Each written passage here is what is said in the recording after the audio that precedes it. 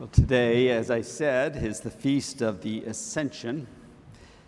It's really a feast of a departure, a leave-taking. Jesus had been, for the disciples, the center of their lives. They had left everything to follow him. He changed their lives. They experienced the dark days of the crucifixion and the wonder of the resurrection. But now, he leaves them. And they're looking up into the sky, wondering what's next. But at that moment of departure and uncertainty, they find a new mission. They are told to go forth, to preach, to baptize, to spread the word of Jesus. And that mission will shape their lives. It is a fitting feast day for this, the commencement weekend. You graduates are also between a leave-taking and a new mission. You will be leaving people who have become so important to you, your friends, your classmates, your teachers, your rectors, and others. But you are going on to exciting new things in the next stage of your life. The disciples, though, in today's reading, did not simply let go completely of one thing and move on to another. Their lives and work after Jesus' ascension, their mission was shaped by their time with him, his words, his actions, his resurrection. In a similar way, graduates, the people, the experiences, the learning you've had here during your time at Notre Dame will shape your future. Certainly, the knowledge and skills you've acquired in your studies will position you to succeed in whatever you undertake. But what is more, your lives will be shaped by the friendships you've made here, the experiences you've had, the conversations with classmates, and the personal growth that happened here. A graduate who had been away from Notre Dame after his graduation for a long time once told me that as he looked back on his life, if he cut it into 4-year increments, his 4 years as a student at Notre Dame had the greatest impact on who he was and what he did. Of course, many of the experiences you're going to take from Notre Dame are exciting, joyful, and reassuring. But no doubt there were struggles, disappointments, lonely times, difficult days, and that too you'll take here from your time at Notre Dame. For you, the class of 2023, you had the experience of going to college during a global pandemic. For you undergraduates, you came in the fall of 2019. You left for spring semester. Little did you know it would be such a long spring break. And we did not gather until the next fall, and you had to endure the restrictions, the anxiety, the isolation of COVID. That was hard on everyone. It was hard on you. But you made it through. You made it through together. The struggles and the hardships are also part of what you take from your time at Notre Dame, and I hope you find in them a lesson, a moment of growth, a motivation to take a new direction. You know, in this age of Instagram, TikTok, Facebook, and Twitter, we pay a lot of attention on how we present ourselves to the world through social media. And we all know that can bring a temptation to Photoshop your life, to include only the good times, the successes.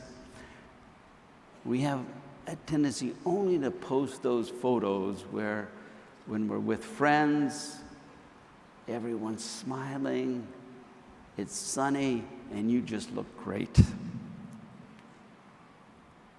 Now, it makes sense to want to put your best foot forward. But succumbing to that Photoshop approach to life can lead us to miss the ways in which God's gifts come to us through the stumbles, the struggles, and the blemishes. Yet the disciples did not preach about the dark days of Christ's crucifixion and their desertion of him. They would not have been able to convey the wondrous hope of the gospel. The resurrection could only have happened if there were those dark days of the crucifixion. You see, God enters our lives and our world most powerfully, often through those struggles and hardships. If we try to edit out the difficult times, the struggles, we can miss the gifts that are present there. Class of 2023, you were given a global pandemic. I hope you found gifts even in the hardship. It will certainly help you face the challenges of your life. But that's not only true with our own personal experiences and our personal life. For if we can find God's work in the struggles and hardships of our lives, we're in a better position to find it in the struggles and hardships in the world around us. It is offering through encountering the discord, the brokenness, and the evil that we find in the world around us, that we find an opening for grace. You graduates took a Moreau course, at least you undergraduates, and you heard about Father Moreau. Father Moreau had a motto, "The cross, our only hope," that you'll see engraved around here on campus. Its meaning is simply this: by entering into the discord, the suffering, the hardship, and struggles with love, we find God's gifts more fully bestowed. I think the lives of some of our honorees with us here today and tomorrow testify to that truth. Our commencement speaker, you'll hear tomorrow, President Juan Manuel Santos, was an economist and a journalist who found his way into government service. His nation, Colombia, was afflicted with a 50-year-long civil war that created years of death and destruction and held the country back. He was named Minister of Defense and had a reputation for being a hardliner in fighting the rebels. But he engaged with them in dialogue. And he saw the possibility of working through that dialogue to arrive at a peace agreement. He committed himself to that effort, and after many frustrations and setbacks, a peace agreement for Colombia was signed in 2016, making it possible for the country to reconcile and move beyond hatred. Sister Rosemary Conley was a young nun when she was put in charge of a nonprofit that cared for children with intellectual and physical disabilities. Although they were well cared for, they were given little else to lead full lives. She found ways to offer her community a range of vocational training, educational, social, recreational, medical, and occupational therapies. She also drew around her hundreds of volunteers and staff to create, with those who served, a beautiful community where the gifts of everyone could be developed, shared, and celebrated. Dr. Jim O'Connell, a Notre Dame graduate, was a doctor in Boston. As a young doctor, he's asked to do a one-year stint caring for the homeless on the streets of Boston. In caring for their struggles and hardships, for a year, he found in that work a calling, a vocation. He found, and he says, spent his life caring for the homeless and forgotten on his city streets. And he established the Boston Health Care for the Homeless program and has faithfully served the homeless in Boston in a way that has inspired many.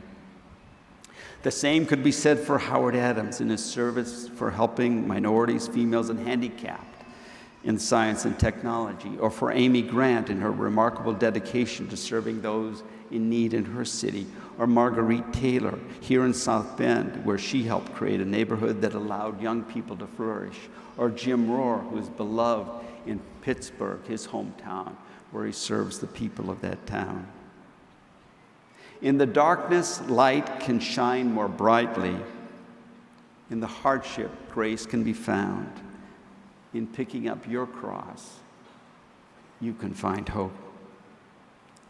Class of 2023, you were given the hardship and the gift of a global pandemic. That experience helped make you who you are. It taught you to overcome adversity together. It taught you how to find grace in hardship.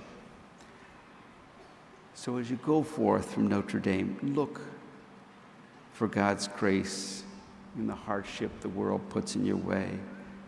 Be a facilitator of grace by bringing hope, comfort, and love to those who struggle.